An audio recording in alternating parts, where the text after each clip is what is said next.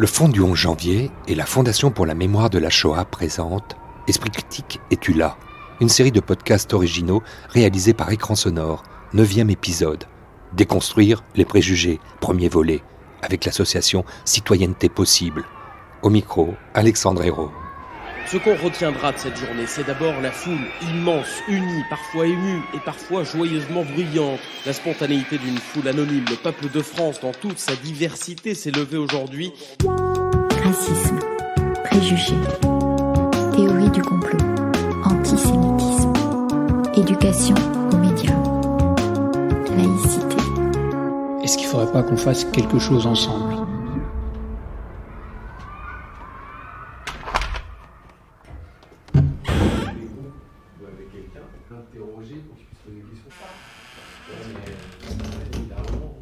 J'aimerais profiter, soit Belada, d'une chose. On peut interroger, au départ, le titre lui-même. Citoyenneté possible. Le titre initial, c'était « C'est possible ». Parce que moi-même, mon parcours montre que, il y a des possibles, mais qu'il faut un peu leur forcer la main. Et puis, c'est très bête, mais c'est possible, c'était le slogan déposé par, à l'époque, la SNCF, Et ce « C », finalement, avait aussi beaucoup de sens, puisque c'est le « C » de citoyenneté, le « C » de cohésion, et que c'est absolument ce qui nous anime. Mais à l'époque, le terme de citoyenneté, il n'était pas si à la mode que ça. Cette époque, c'est 2006, et puisque viennent d'être exposées deux petites choses, dont votre parcours, c'est-à-dire c'était une évidence peut-être pour vous, ce que vous aviez vécu en tant que journaliste, mais aussi en tant que femme de théâtre, en tant que citoyenne tout simplement, imposé que vous passiez, j'allais dire, à une autre action. Non, je ne suis pas passée à une autre action. Cette action, elle a toujours été parallèle à tout ce que j'ai fait. Et je pense même que c'est l'inverse. Moi, j'ai vraiment connu le racisme enfant. Et je pense que ça m'a donné une lecture du monde très binaire dans un premier temps. Et je suis devenue journaliste parce que je croyais à la notion de justice, de témoignage. Je suis passée à l'édition parce que le journaliste ne suffisait pas. Je suis passée au théâtre parce que l'édition ne suffisait pas. Mais tout a été toujours animé par ce même fil conducteur qui était de la question de la parole, de la violence de la parole, puisque je le raconte maintenant régulièrement, mais à 5 ans, je suis assise en bas d'un immeuble et un jeune passe et me dit « Toi l'arabe, tu pues ». Et juste, je ne comprends rien. C'est aujourd'hui, bien sûr, avec les années, je peux décrypter qu'une violence, ça tétanise, qu'une violence, ça enlève les mots, ça laisse sans voix. Et c'est pas par hasard qu'après, j'ai pris la parole et j'ai voulu servir des sans-voix.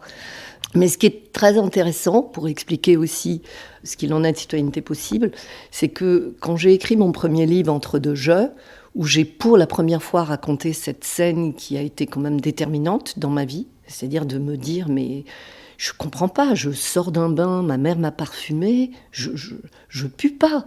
Donc de comprendre qu'en fait, une parole est assassine, qu'elle ne dit pas littéralement ce qu'elle dit. Là, elle ne disait pas que je sentais mauvais, puisque objectivement, ce n'était pas vrai. Donc, elle me disait autre chose. Mais quoi ? J'avais 5 ans, quoi. Bon. Et en fait, ce qui est très intéressant, c'est que quand a été réédité mon livre il y a 6-7 ans, j'ai donc refait une préface, et je me suis rendu compte qu'avec tout mon parcours, aujourd'hui, cet adolescent, c'est moins lui qui m'importe dans son racisme que l'impact de la violence, et que c'est ça, aujourd'hui, que j'aurais envie de lui dire. Citoyenneté possible, c'est clair et net. Nous, ce qui nous intéresse, c'est l'impact d'une parole violente. On est moins intéressé par son intention. Pourquoi ? Parce que quand vous dites à quelqu'un c'est raciste, il y a un énorme débat en France, mais c'est pas vrai, c'est pas raciste, c'est de l'humour, vous exagérez, mais si c'est raciste, etc. Et hop, de nouveau, on est dans un clivage. Nous, ce qui nous intéresse, c'est de fédérer. Mais pas comme dans la petite maison, dans la prairie. Il ne s'agit pas que tout le monde est beau et gentil. Il s'agit de comprendre quand j'ai un propos, Qu'est-ce qu'il dit? Comment il impacte? Freud il dit ça très bien, le verbe peut être assassin comme il peut réparer. Nous on décide qu'il faut qu'il soit réparateur. Et je pense profondément que le langage est un élément de cohésion dans notre pays et qu'il faut le soigner. Et que ce qui a été terrible, c'est que ça fait très longtemps, dès la naissance c'est vraiment Citoyenneté possible, est née de la question du verbe, du langage. Et de comment aussi ça peut être discriminant. Par exemple, on disait les jeunes de banlieue ils parlent pas assez bien, donc non, pour le boulot c'est pas possible. Mais ça veut dire quoi, bien parler, mal parler, si on ne sait pas qu'est-ce que c'est qu'un mot, le pouvoir que ça peut avoir. Donc nous on s'est vraiment mis en tête de redonner le sens du pouvoir des mots et d'outiller les jeunes d'abord, puis après on est passé très vite aux adultes, quoi. Et je dirais en dernier lieu que c'était d'autant plus essentiel que quand ça commençait déjà, moi, à m'obséder, de par mon parcours personnel aussi, c'est que on mesurait à quel point cette parole violente, raciste, antisémite, sexiste, homophobe, complotiste, tout ce qui peut faire office de bouc émissaire, c'est terriblement banalisé.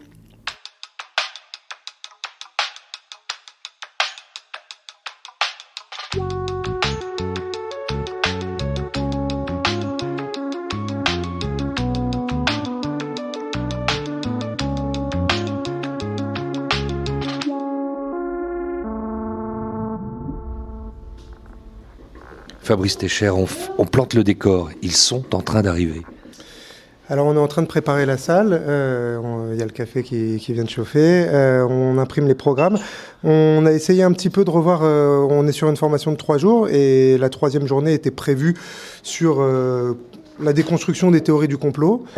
Mais comme c'est une formation de 3 jours sur la posture des professionnels face à la parole intolérante, donc parole raciste, antisémite, homophobe ou complotiste, on a essayé de revoir un petit peu le programme pour essayer de travailler sur mesure comme on fait toujours. Donc on a intégré beaucoup des remarques, des attentes des participants et on a une journée qui sera le matin sur les théories du complot avec à la fois des apports théoriques mais aussi différentes techniques de déconstruction, de reformulation pour essayer de comprendre un petit peu différents enjeux. Et parce que ça veut dire ça, très cher Fabrice, qu'il ne faut pas simplement s'adresser aux enfants pour déconstruire ces choses-là. Parce qu'ici, c'est un public majoritairement, enfin essentiellement et même exclusivement d'adultes. Oui, alors c'est un public d'adultes. Nous, on parle d'adultes en tant que personnes qui peuvent à la fois, évidemment, accompagner des jeunes, et ça c'est très important de pouvoir les renforcer dans leur posture professionnelle, mais aussi d'adultes qui peuvent eux-mêmes aussi avoir, comme nous tous, des préjugés dont on peut être victime, témoin ou partagé, y compris dans les discours complotistes. Donc on donne des outils dont on espère qu'ils puissent servir évidemment à tout le monde. Alors, ces outils, c'est lesquels? Ce sont lesquels? Oui, c'est des outils qui prennent du temps aussi à s'approprier, mais on a travaillé sur ce qu'on appelle une météo. C'est l'idée dans un premier temps de cette formation, déjà, pour pouvoir répondre à une parole difficile, intolérante, c'est déjà de pouvoir identifier ce que ça me fait, l'humeur dans laquelle je suis déjà même avant de la recevoir. Donc ça, c'est la météo. Voilà. Après, la charte relationnelle, c'est un outil qui permet, quand on travaille, quand on vit en groupe pendant plusieurs jours, de pouvoir poser des règles, mais pas qui viennent d'en haut, mais qui viennent du groupe et que le groupe partage et retravaille avec des outils de décision en intelligence collective. Le théâtre forum, c'est un outil de mise en situation qui permet de revenir, on l'a dit, sur des situations en tout cas qui ont été mal vécues par les participants et puis en se mettant à la place de l'autre, de voir peut-être d'autres façons avec différents outils à l'intérieur qu'on a mis en place. Après, on a travaillé sur des exercices qui permettent d'aborder la question de la banalisation de la parole raciste et on a eu des moments très forts autour de ça. Un autre exercice aussi sur les références historiques de chacun, qui permettait aussi de voir que parfois on pense qu'on a tous les mêmes références et puis on s'aperçoit, on en parlait la dernière fois, c'était les grèves, je parlais avec un collègue, je lui disais ah oui, moi les grèves de 95, je me rappelle quand j'allais à la fac en roller, puis je me tourne vers lui, je lui dis et toi tu te rappelles où t'étais? Il me dit moi j'étais dans le berceau, j'avais 2 ans. Et je me dis mince, en fait on n'a pas tous les mêmes références, donc mettre ça aussi par rapport à des sujets liés au racisme, à l'antisémitisme, ça a été aussi très intéressant et utile. Ça y est, ils sont en train d'arriver, on va être combien aujourd'hui? Normalement 12, si tout se passe bien. Donc le 13e, c'est nous, voilà, il en fallait un. Voilà, en tout cas, c'est important pour nous de pouvoir travailler toujours en petits groupes, un peu plus d'une douzaine, et dans la durée, sur plusieurs jours. Ça fait partie des points fondamentaux qu'on essaie de poser.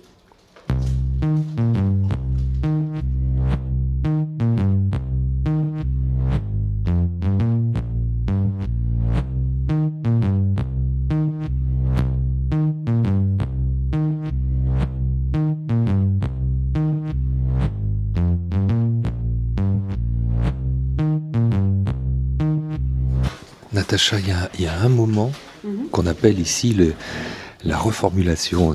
Alors, en même temps qu'on reformule, on repousse les tables, on pousse les chaises, on s'installe en concave. Qu'est-ce qui se passe ? L'objectif de l'exercice, c'est de s'entraîner à reformuler, parce que la reformulation, c'est un outil qui permet de clarifier l'intention de la personne quand elle parle, lui faire prendre conscience de ce qu'elle dit, et pour nous, intervenants auprès de public, de comprendre ce que la personne essaye de dire, et d'insinuer du doute, en l'occurrence, sur les propos complotistes dans cet exercice, mais que ce soit un propos raciste, xénophobe, antisémite, la technique est toujours la même, et c'est ça qu'on va expérimenter avec le groupe. Le doute n'étant pas là considéré comme un poison, mais bien au contraire. Non, c'est effectivement pour faire bouger la personne, qu'elle se questionne sur ce qu'elle dit, qu'elle s'entende dire ce qu'elle dit, et qu'elle puisse se déplacer. Je repose les consignes pour le groupe. Voilà. Donc là, suite à la présentation de Fabrice, on a choisi... vous avez fait un petit assortiment de propos qu'on pourrait qualifier de complotistes.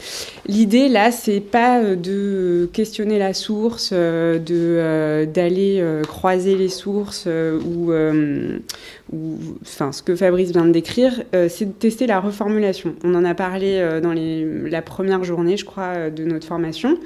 Donc, j'aurais besoin de 2 volontaires.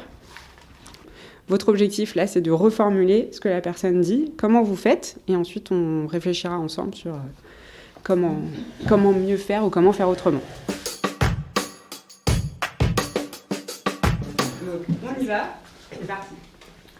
Ouais, je sais pas si t'as entendu, tu sais que les Américains, ils ont inventé le cancer. Hein.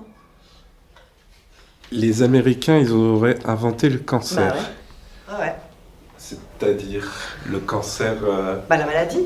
Hein. Je sais pas, parce que, tu sais, on dit Pasteur a inventé les virus, etc. Tu veux dire qu'ils ont découvert le cancer ? Non, ils l'ont pas découvert, ils l'ont inventé. C'est eux qui l'ont injecté. C'est eux qui l'ont créé ? Oui. Ok. Ah ouais. Les Américains, tu veux dire, ça sera un labo américain ou c'est le gouvernement américain ? Ah non, c'est un labo, mais privé, du gouvernement américain. Mais ça, évidemment, personne n'est au courant, évidemment. Comment tu sais si personne n'est au courant ? Parce qu'il y a quand même des personnes qui se posent des questions et qui font des vraies recherches. D'accord. Et donc, ils l'auraient créé... mais pourquoi ? Comment ça, pourquoi ? T'es bien au courant quand même que les Américains et tous les lobbies qu'il y a derrière, ils veulent gouverner le monde, ils veulent dominer le monde, ils veulent asseoir le... D'ailleurs, ils ont réussi quand même, plus ou moins. Hein. Et pourquoi est-ce que le fait que le cancer soit créé, ça les aide à dominer le monde ? Parce que du coup, il y a moins de... et ça fait peur aux gens, du coup, il y a de moins en moins de personnes en bonne santé, et du coup, ça leur permet d'asseoir leur pouvoir. Ok. Bravo. Ok, alors peut-être sur la première partie, là, donc là, toi, t'entends ça, et qu'est-ce que tu fais pour reformuler ? Une question au conditionnel, justement, pour essayer de nuancer un petit peu. Je sais pas si vous l'avez entendu, mais c'était déjà une forme de distanciation. Super, ok. Puis oui, après reprendre chaque élément, comprendre quels termes sont derrière.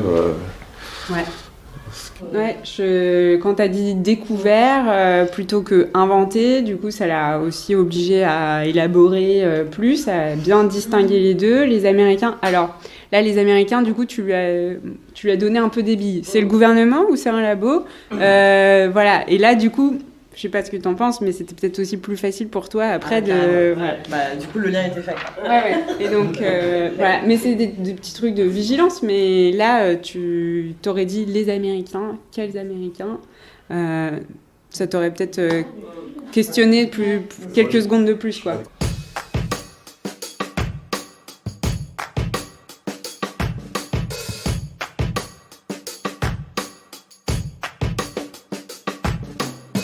Vanessa, moi je travaille dans une association qui fait de l'éducation aux droits humains et de la formation également pour adultes. Et donc on essaye de faire cheminer chacune sur des questions variées, notamment sur les questions de discrimination. À la fin d'une formation, quand on vient de passer 3 jours en groupe, il y a un esprit de groupe qui reste? Oui, il y a des liens qui se créent. Et là, les liens se sont créés très rapidement dès la première matinée. Et des liens de confiance, de bienveillance, de libre parole aussi. Et j'ai trouvé que c'était assez dingue comme on peut se sentir si proche de personnes si rapidement. L'enjeu, là, dans ces 3 jours, finalement, on sort dans quel état? L'enjeu, c'était lequel? L'enjeu, c'est peut-être de ressortir avec des nouvelles lunettes et puis je dirais des nouvelles habiletés qu'on va pouvoir utiliser pour faire face à des paroles qui au quotidien nous déstabilisent. C'est des paroles qui vont parfois être très violentes, racistes, homophobes, et qui nous mettent très mal à l'aise. Donc il faut ce genre d'outils. Donc ce genre d'outils est plus que nécessaire, notamment quand on travaille auprès d'un public, auprès d'un public jeune aussi, pour ma part. Ouais. Changement de focale, donc, puisqu'on change de lunettes. Et puis, pour un focus qui est assez évident, c'est essayer, tenter d'imaginer que ça va pouvoir mieux se passer. En tout cas, qu'on va pas laisser les choses se faire comme ça.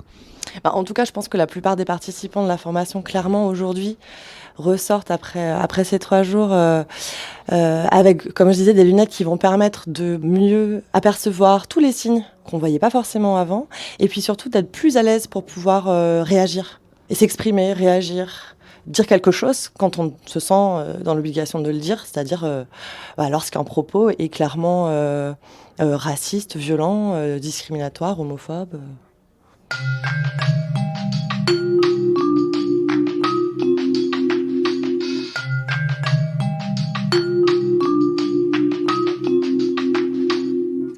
Soit Belhaddad, si au début de Citoyenneté possible était donc le verbe, il y a fallu appliquer toute une série de méthodes, de méthodologies, pour être concret. Comment ça se passe? Qui fait appel à vous? Alors, d'abord, la méthodologie, c'est qu'on cherche tout le temps d'ailleurs. Nous, on est dans les principes de l'éducation populaire, c'est-à-dire qu'on pense que la ressource, c'est l'autre, c'est le participant, la participante, et on n'est pas des sachants ou des sachantes. Par contre, nous-mêmes, on a travaillé sur nos représentations et nos préjugés. C'est ça qui nous intéresse. C'est que, avant de dire faut pas ceci, faut pas cela, c'est qu'est-ce qu'il en est chacun de soi intérieurement. Donc déjà, nous, notre équipe, elle est vraiment formée à ça, à pouvoir identifier ses propres affects. Qui fait appel à nous? Eh bien, ce sont maintenant des publics de plus en plus larges. Initialement, c'était les professeurs, les conseillers de mission locale, les éducateurs, les bibliothécaires. Voilà, une population que j'aurais jamais imaginé avoir. Voilà.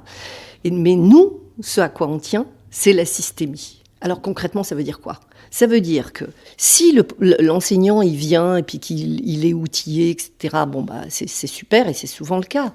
Mais nous, on bataille parce qu'on veut que la cantinière, quand à la cantine, elle entend quelque chose et qu'elle réagisse, le jeune considère qu'elle est aussi légitime à répliquer que le prof. Le référent adulte, c'est pas la figure sacrée juste du prof ou du proviseur. C'est tout adulte qui constitue notre société civile. Voilà.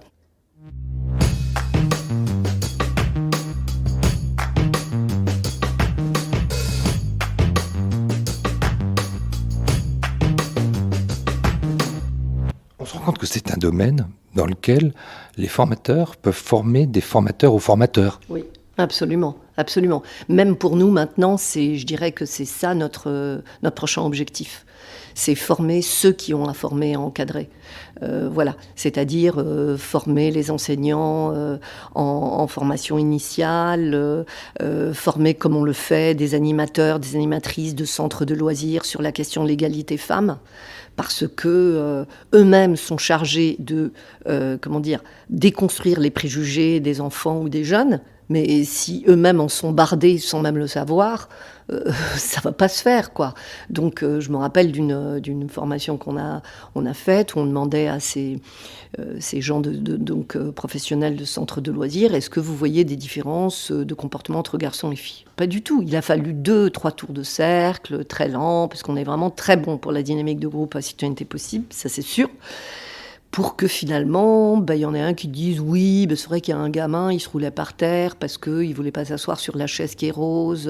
Voilà. Si le professionnel lui-même, c'est quelque chose qui ne lui paraît pas si exceptionnel, comment va-t-il faire pour élargir l'imaginaire de ce gamin ? Donc, sauf qu'une fois de plus, je le dis, nous, on le fait sans injonction, sans culpabiliser. Parce que c'est ça qui est terrible aussi dans le clivage qui se passe actuellement dans notre pays, c'est qu'il y a vraiment une culpabilisation. Donc imaginez si on était là en disant « Comment ça ? Mais vous lui avez pas dit qu'une chaise rose, c'était la même chose, etc. » Nous, ce qui nous importe, c'est de lui dire « Qu'est-ce qui s'est passé pour vous ? Puis peu à peu, la personne dit c'est vrai que moi-même, peut-être que moi-même à la maison, etc., quoi. C'est un lieu de parole. Vous savez, Citoyenneté Possible, c'est devenu plus que jamais un lieu de parole, parce que dans notre pays, il n'y a pas d'espace de parole. Et il y a encore moins d'espace de dialogue.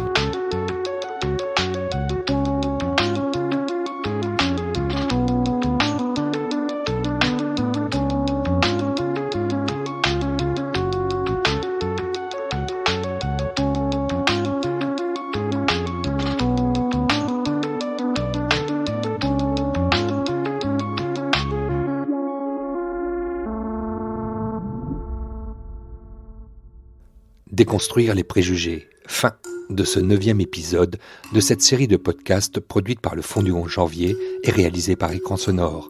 Remerciements à Souad Belhaddad, Natacha Watzman et Fabrice Techer de l'association Citoyenneté Possible, ainsi qu'à tous les participants de l'atelier. Esprit critique et Tula, direction éditoriale Anne Lescaut, habillage sonore OH, communication agence RUP, montage et mixage Benoît Artaud, au micro, Alexandre Hérault. Si vous avez liké, partagé ce podcast, hébergé par Aosha et présent sur toutes les plateformes de podcasts et agrégateurs. Et n'hésitez pas à visiter le site de l'association www.citoyennetépossible.com. En attendant, bel été sonore à toutes et tous. Et retrouvez toutes les semaines de l'été 2 podcasts de la collection en nouvelle diffusion.